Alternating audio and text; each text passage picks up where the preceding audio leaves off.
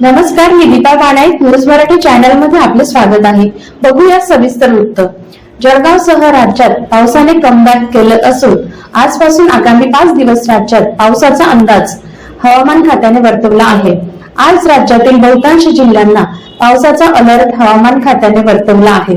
हवामान विभाग कडून आज काही भागात येलो तर काही भागात ऑरेंज अलर्ट जाहीर करण्यात आला आहे. जळगावसह राज्यातील अनेक भागांमध्ये गेल्या काही दिवसांपासून तापमानाचा पारा 40 अंशाच्या पुढे गेल्याने नागरिक उष्णतेच्या तडाख्याने अक्षरशः हैराण झाले होते. मात्र रविवारी सकाळी हवामानात अचानक झालेल्या बदलामुळे जळगावकरांना मोठा दिलासा मिळाला आहे. पहाटे 3 वाजल्यानंतर जिल्ह्यात अनेक ठिकाणी जोरदार वारे वाहू लागल्याने वातावरणात गारवा निर्माण झाला. मात्र यावेळी वादळी वाऱ्यामुळे जिल्ह्यात अनेक ठिकाणी केळी पिकांचे मोठे नुकसान झाले आहे.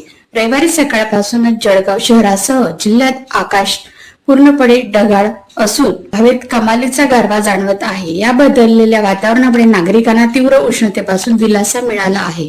दरम्यान हवामान विभागाने संपूर्ण राज्यात पुढील 4 दिवस वादळी वाऱ्यांसह पावसाचा अंदाज वर्तवला आहे.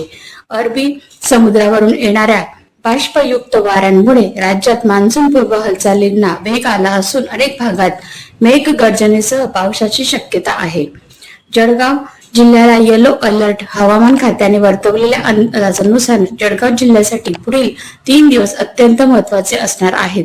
जिल्ह्याला पुढील 3 दिवसासाठी पावसाचा येलो अलर्ट जारी करण्यात आला आहे.